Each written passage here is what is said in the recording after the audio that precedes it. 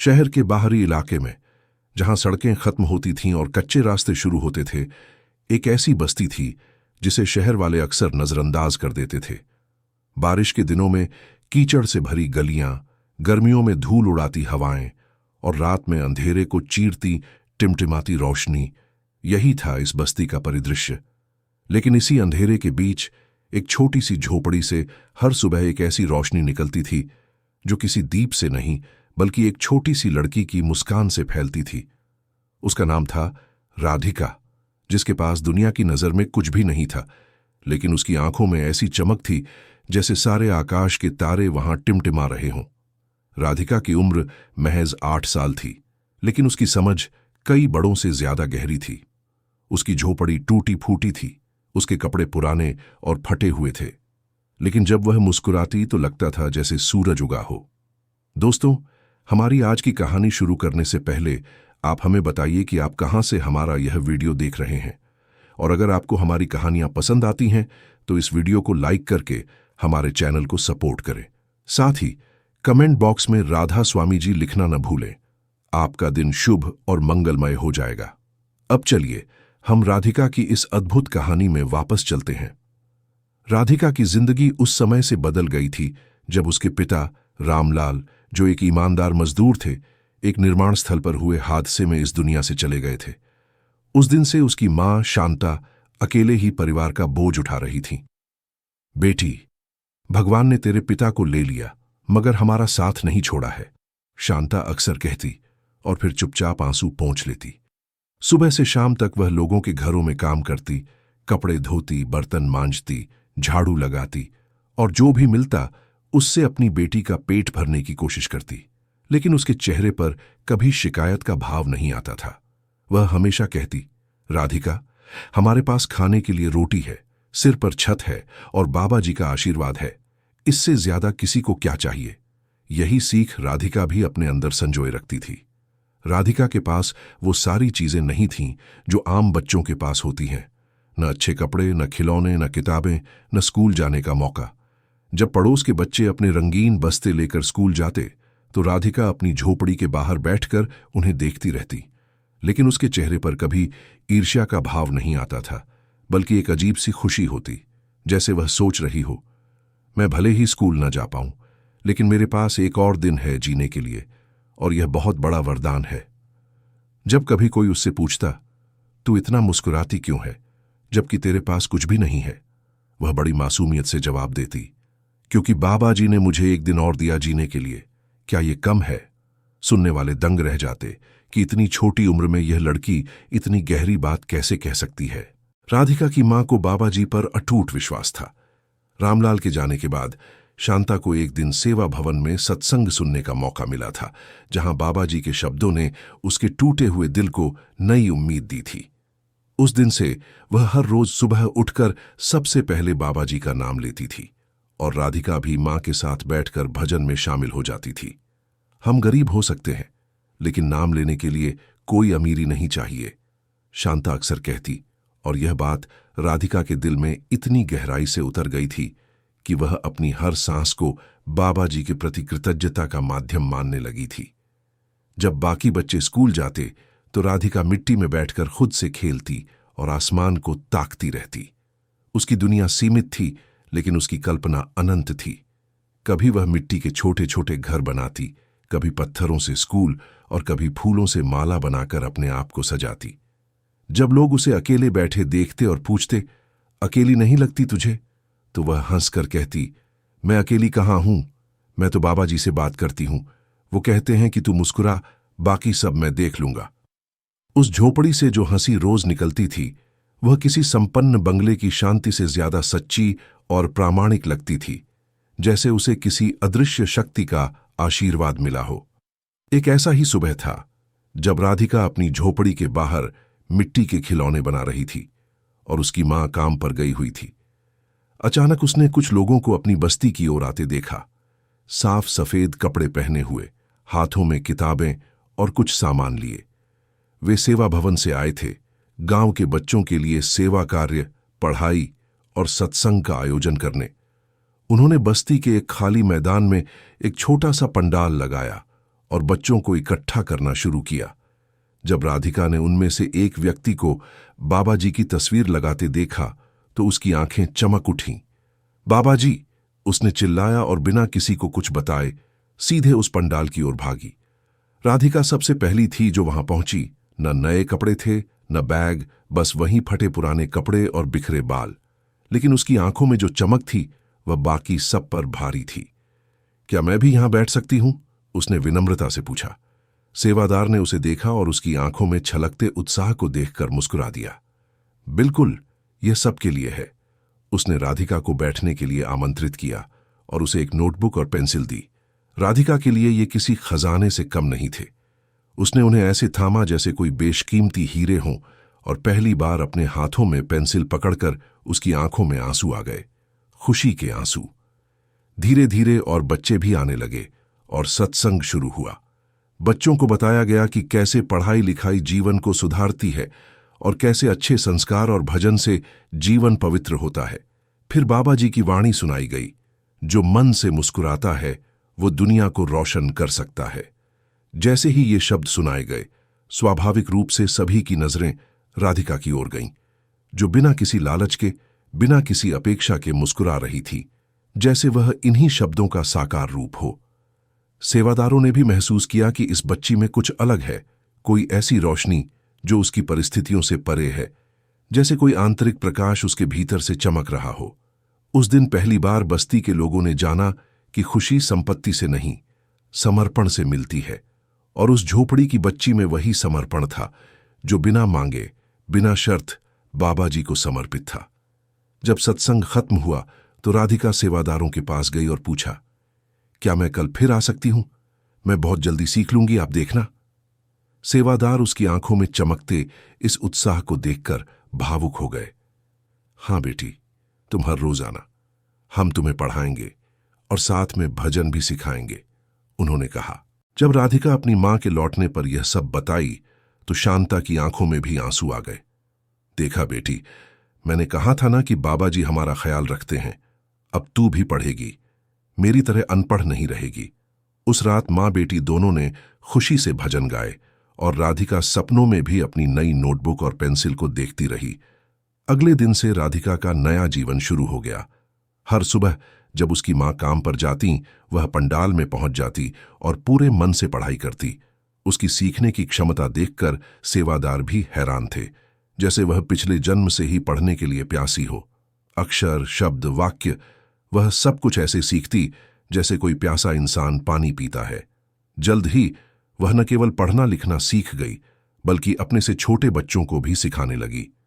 जब कोई बच्चा कुछ समझ नहीं पाता तो राधिका उसके पास जाकर धैर्य से समझाती, देखो ऐसे करो, बाबा जी कहते हैं कि हर काम को प्यार से करो, फिर वह आसान हो जाता है।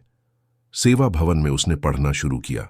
धीरे धीरे किताबों से दोस्ती हो गई और मुस्कान के साथ ज्ञान भी जुड़ गया। राधिका अब सिर्फ भजन करने वाली नहीं, सिखाने वाली बन गई थी। वह बस्ती की छोटी बच्चियों को न केवल अक्षर सिखाती, बल्कि भजन के सरल अर्थ भी समझाती। जब मन बहुत रोए तो बस एक बार बाबा जी को दिल से बुला लेना, सब बदल जाता है, वह अक्सर कहती। और उसके इन सरल शब्दों में इतनी शक्ति होती कि सुनने वाले को तुरंत शांति मिलती। उसकी झोपड़ी, जो पहले भी मुस्कान का केंद्र थी, अब एक छोटे से ज्ञान केंद्र में बदल गई थी, जहां शाम को कई बच्चे इकट्ठे होकर राधिका से सीखते और साथ में भजन गाते। बस्ती में अब लोग राधिका को अलग नजरों से देखने लगे थे। वह अब सिर्फ एक गरीब लड़की नहीं, बल्कि एक प्रेरणा थी। उसकी मां के लिए तो जैसे नया जीवन शुरू हो गया था। वह अब गर्व से कहती, मेरी बेटी पढ़ रही है और दूसरों को भी पढ़ा रही है। एक दिन वह बहुत बड़ा काम करेगी, देखना। राधिका की शिक्षा और सेवा की इस यात्रा में उसकी मां का साथ और प्रोत्साहन उसकी सबसे बड़ी ताकत था। एक बरसात के मौसम में अचानक तेज बारिश से गांव में बाढ़ आ गई। पानी इतनी तेजी से बढ़ा कि लोगों को अपने घर छोड़कर भागना पड़ा। कई घर बह गए, झोपड़ियां टूट गईं और लोग हिम्मत हार बैठे। राधिका और उसकी मां का घर भी इस बाढ़ की चपेट में आ गया और वे दोनों अपनी कुछ चीजें लेकर एक ऊंचे स्थान पर बने सेवा भवन के आश्रय में पहुंचे। वहां कई परिवार जमा थे, सभी डरे हुए और चिंतित थे। लेकिन राधिका, जिसने खुद अपना घर खो दिया था, सबसे पहले मदद के लिए निकली। मेरा सामान रख दीजिए मां, मैं बाकी लोगों की मदद करती हूं, उसने कहा और दूसरे बच्चों को संभालने लगी। वह उन्हें कहानियां सुनाती, उनके साथ खेलती और बड़ों को भी हौसला देती। बाबा जी ने सब देखा है, अब वो ही बनाएंगे, वह हर किसी को बताती और उसके शब्दों ने लोगों को फिर से जीने की वजह दी। एक बुजुर्ग महिला, जिसने अपना सब कुछ खो दिया था, रो रही थी। राधिका उनके पास गई और उनके हाथ में अपना हाथ रखकर कहा, दादी, आप रोइए मत। बाबा जी कहते हैं कि हर तूफान के बाद सूरज निकलता है। हम सब मिलकर फिर से अपने घर बनाएंगे और बाबा जी हमारी मदद करेंगे। उसकी इन बातों ने दादी के अंदर एक नई उम्मीद जगा दी। राधिका की इस सेवा भावना और अदम्य साहस को देखकर सेवा भवन के सदस्य बहुत प्रभावित हुए। जब बाढ़ का पानी उतरा और लोग अपने अपने घरों की ओर लौटने लगे, तो सेवा भवन के प्रमुख गुरुप्रसाद जी ने राधिका और उसकी मां को अपने पास बुलाया। हमने तुम्हारी सेवा और तुम्हारे साहस को देखा है राधिका, उन्होंने कहा। तुम जैसी प्रतिभा और सेवा भावना वाले बच्चों को आगे बढ़ने का पूरा मौका मिलना चाहिए। इसलिए सेवा भवन ने फैसला किया है कि तुम्हारी आगे की पढ़ाई की पूरी जिम्मेदारी हम लेंगे और तुम्हें शहर भेजा जाएगा, जहां तुम अच्छे स्कूल में पढ़ सकोगी। यह खबर सुनकर राधिका और उसकी मां दोनों की आंखों में आंसू आ गए। यह उनके लिए किसी सपने के सच होने जैसा था, एक ऐसा सपना जिसे वे कभी देखने की भी हिम्मत नहीं करते थे। लेकिन साथ ही राधिका के मन में डर भी था। बड़े शहर, नए लोग, नई जगह। मैं मां को छोड़कर कैसे जाऊंगी, उसने सवाल किया। गुरुप्रसाद जी ने उसके सिर पर हाथ रखा और कहा, हम तुम्हारी मां का भी ख्याल रखेंगे। वह यहीं सेवा भवन में रह सकती हैं और सेवा कर सकती हैं, और तुम हर छुट्टी में यहां आ सकती हो। राधिका, जो हमेशा दूसरों के लिए मुस्कुराती थी, इस बार खुद को रोकते हुए अपनी मां से लिपट गई। मां, मैं जाऊं? उसने पूछा। शांता ने अपनी बेटी के बाल सहलाए और धीरे से कहा, हां बेटी, तुझे जाना चाहिए। तेरे पिता ने हमेशा चाहा था कि तू पढ़ लिख कर कुछ बनेगी। ये बाबा जी की कृपा है। राधिका ने अपनी मां को गले लगाया और फिर गुरुप्रसाद जी की ओर मुड़ी। मैं कहीं भी रहूं, ये मुस्कान और भजन दोनों साथ रहेंगे, उसने दृढ़ता से कहा। इस तरह राधिका की नई यात्रा शुरू हुई। शहर में उसे एक अच्छे स्कूल में दाखिला मिला, जहां वह अपनी मेहनत और लगन से जल्द ही अपनी कक्षा में सबसे आगे आ गई। लेकिन पढ़ाई के साथ साथ उसने अपनी सेवा को कभी नहीं छोड़ा। वह स्कूल के बाद शहर की गरीब बस्तियों में जाकर बच्चों को पढ़ाती, उन्हें भजन सिखाती और अपनी मुस्कान से उनके जीवन में रोशनी लाती। उसकी सहजता और प्रेम से भरी बातें हर किसी को अपना बना लेती। वह कभी मंच पर नहीं चढ़ी, लेकिन हजारों दिलों में उतर गई, क्योंकि उसमें दिखावा नहीं, सिर्फ अनुभव था। उसकी बातें बाबा जी के नाम में भीगी हुई लगती थीं, जैसे उनके शब्द सीधे उसके हृदय से निकल रहे हों। राधिका की सेवा और समर्पण की खबर फैलने लगी, और एक दिन उसे एक बड़े स्कूल के युवा प्रेरणा दिवस में मुख्य वक्ता के रूप में आमंत्रित किया गया। यह उसके लिए एक बड़ा अवसर था, हजारों छात्रों के सामने अपने अनुभव और विचार साझा करने का। जब वह मंच पर आई, तो वहां मौजूद सभी लोग अचंभित रह गए। वह वही राधिका थी जो कभी एक झोपड़ी में रहती थी, पर आज उसकी आंखों में एक ऐसी चमक थी जो किसी विद्वान से कम नहीं थी। उसकी सादगी, उसकी विनम्रता और उसकी मुस्कान ने सभी को मोह लिया। राधिका ने अपना भाषण इन शब्दों से शुरू किया, मैं आज जो भी हूं, वह बाबा जी की कृपा से हूं और अपनी मां के त्याग से हूं। मेरे पास आपको देने के लिए कोई बड़ा ज्ञान नहीं है, सिर्फ एक छोटी सी बात है। हम सभी के पास इस जीवन का सबसे बड़ा उपहार है, और वह है हर नए दिन के साथ मिलने वाला एक और मौका। इस मौके को सेवा और भजन में बिताना ही जीवन का सच्चा आनंद है। उसका भाषण सरल था, लेकिन उसके शब्दों में एक ऐसी सच्चाई थी जो हर सुनने वाले के दिल तक पहुंची। जब एक छात्र ने उससे पूछा, तुम इतनी सकारात्मक कैसे रहती हो जबकि तुम्हारे जीवन में इतनी कठिनाइयां रही हैं, तो उसने सिर्फ इतना कहा, मैं हर दिन बाबा जी को शुक्रिया बोलती हूं। इससे बड़ी सोच क्या हो सकती है। हमारे पास जो है उसके लिए कृतज्ञ रहना ही सकारात्मकता का मूल है। तालियों की गूंज उस छोटे से उत्तर के आगे कम पड़ गई, और उस दिन पहली बार उसकी मुस्कान ने शब्दों के बिना लाखों को रोशन किया। उस कार्यक्रम के बाद राधिका की कहानी एक अखबार में छपी। एक झोपड़ी से निकली मुस्कान जिसने रोशनी की भाषा सिखाई। लोग जानना चाहते थे कि वह कौन थी, कैसे इतनी कम में इतना ज्यादा पा गई, और उसका उत्तर हर बार एक ही होता, मुझे सब कुछ बाबा जी ने दिया, मैंने सिर्फ मुस्कुराना नहीं छोड़ा। यह सरल सा जवाब, जिसमें न कोई दावा था न कोई दिखावा, लोगों के दिलों को छू गया।